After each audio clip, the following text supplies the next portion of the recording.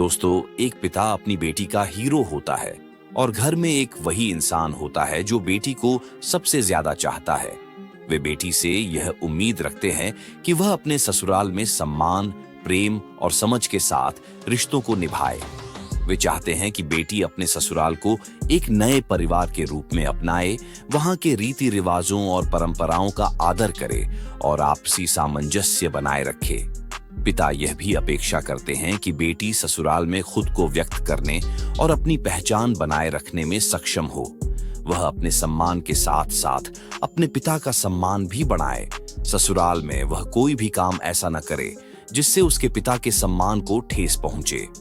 रिश्ते हमारे जीवन की नींव होते हैं। यह हमें केवल खुशी ही नहीं बल्कि मुश्किलों से लड़ने का साहस और अपनी गलतियों को सुधारने का मौका भी देते हैं।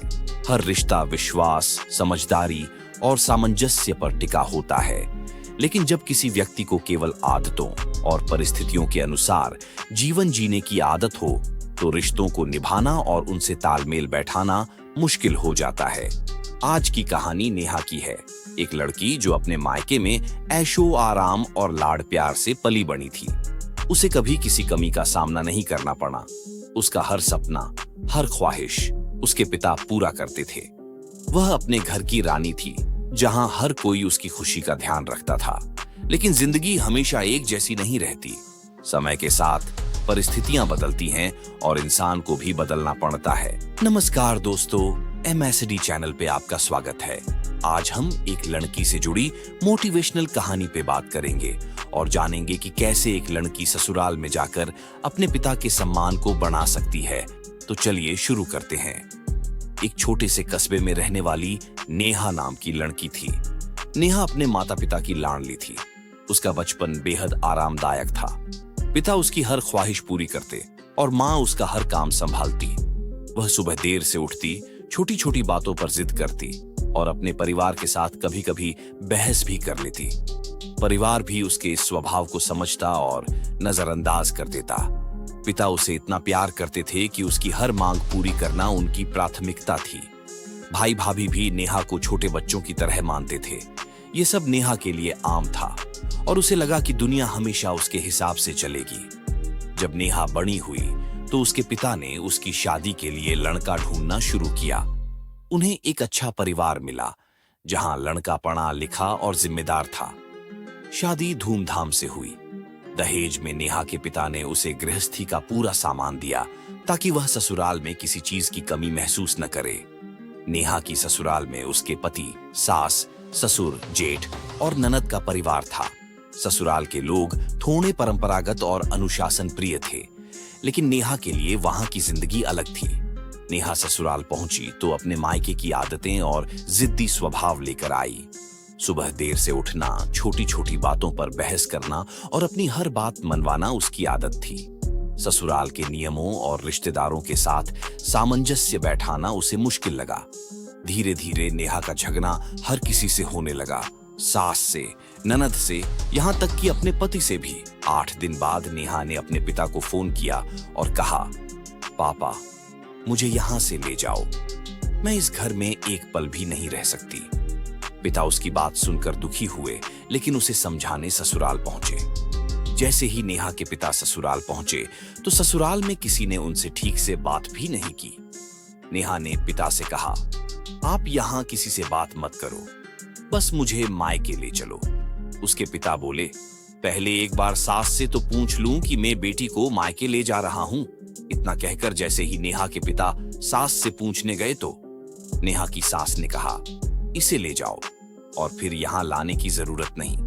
हमें ऐसी बहू बिल्कुल नहीं चाहिए जो न तो कोई काम करती है न ही किसी की सुनती है, ऊपर से सबसे झगड़ा भी करती है। पिता ने जैसे ही सास की बातें सुनी तो वो परेशान हो गए। फिर वह नेहा के ससुर के पास गए। उन्होंने भी मुंह फेर लिया। जेठ से बात करने पहुंचे तो वो भी बिना बात करे सीधा निकल गए। इसके बाद वह नेहा को मायके ले आए। मायके पहुंचकर पिता ने बेटी से पूछा, बेटी, तेरी सास कैसी है? उसने कहा, पिताजी, वो तो चुड़ैल है। पिता ने पूछा, और वो तेरी ननद? नेहा ने कहा, वो तो डायन है। पिता ने पूछा, और वो तेरा जेठ? नेहा ने कहा, वो तो राक्षस है। पिता ने पूछा, और वो तेरा पति। नेहा ने कहा, वो तो नीच है। ये सब सुनकर उन्हें बहुत बुरा लगा। इसके बाद वह दुखी होकर वहां से अपने कमरे में चले गए। मायके में सबने उसे वैसे ही प्यार दिया जैसे शादी से पहले करते थे। लेकिन धीरे धीरे जैसे ही 2-4 महीने हुए, माहौल बदलने लगा। परिवार के लोग उसे ताने मारने लगे।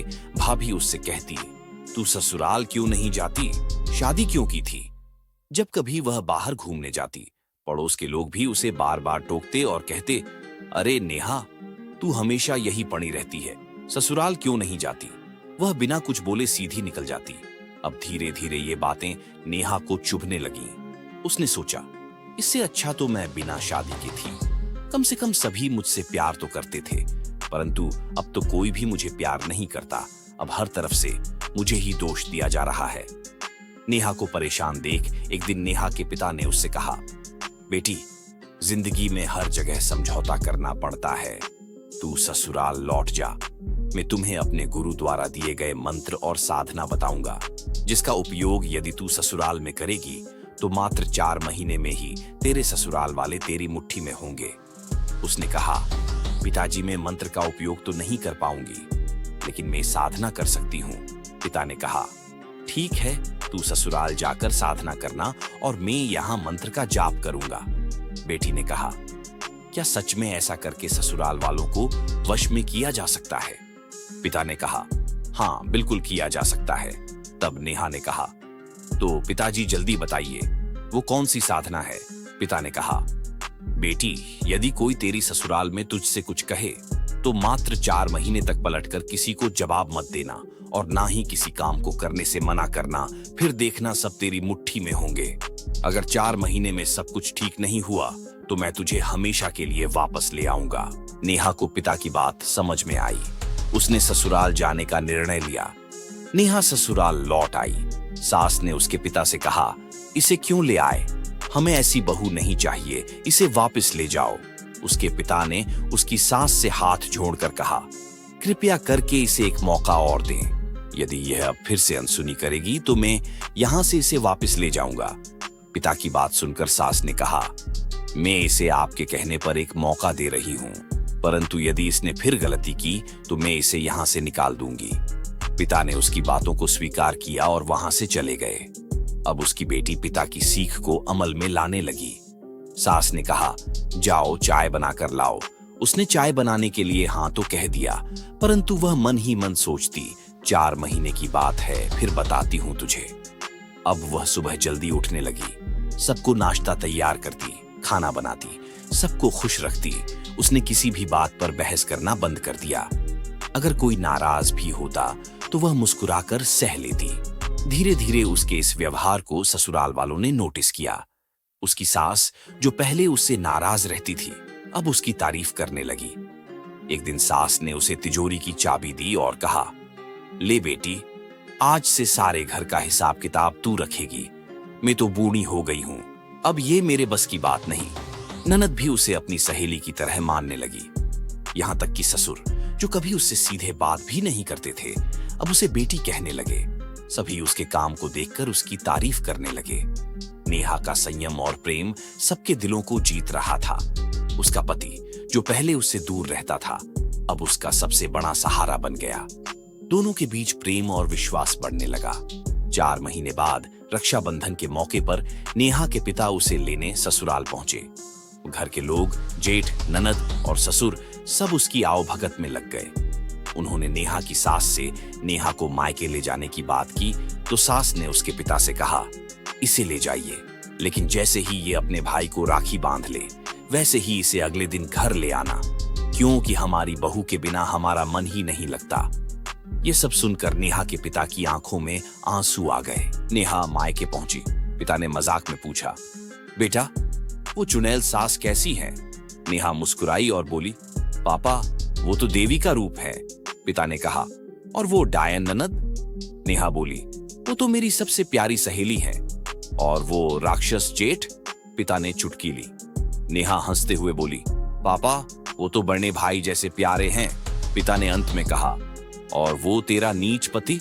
नेहा ने शर्माते हुए कहा, पापा, अब बस कीजिए, मेरे पति तो मेरे लिए भगवान से भी बढ़कर हैं। बेटी ने कहा, पिताजी, वो कौन सा मंत्र था जिसका उपयोग आप कर रहे थे, जिसने मेरे ससुराल वालों को केवल 4 महीने में मेरे वश में कर दिया? पिता ने कहा, बेटी, मंत्र तो कुछ भी नहीं था। वो तो तेरी साधना ही थी, जिसका उपयोग तूने किया और तेरे ससुराल वाले तेरी मुट्ठी में आ गए। पिता ने कहा, बेटी, यदि तू अपने आप को नियंत्रित नहीं करती तो आज जो खुशियां तुझे मिली हैं, शायद वो खुशियां तुझे कभी नहीं मिलती और तेरा जीवन थोड़े से जिद्दीपन के कारण बर्बाद हो जाता। पिता ने नेहा की तरफ देखा और कहा, देखा बेटा, जीवन में धैर्य और सहनशीलता से हर समस्या का समाधान संभव है। आज तूने अपने व्यवहार से सबका दिल जीत लिया है। नेहा ने सिर झुकाकर पिता के पैर छुए और कहा, पापा, आपकी सीख ने मेरी जिंदगी बदल दी। अब मैं जानती हूं कि रिश्तों में समझदारी और प्रेम सबसे जरूरी है। तो दोस्तों, यह कहानी इस बात का प्रतीक है कि परिस्थितियां चाहे कितनी भी कठिन क्यों न हो, उन्हें धैर्य, समझदारी और आत्मसंयम से बदला जा सकता है। रिश्तों में प्रेम और सम्मान बनाए रखने से जीवन अधिक सुखद और संतोषजनक बनता है। सच्चे रिश्ते समय, धैर्य और समझदारी से ही मजबूत होते हैं। परिस्थिति चाहे कैसी भी हो, अपने व्यवहार से दुनिया बदली जा सकती है।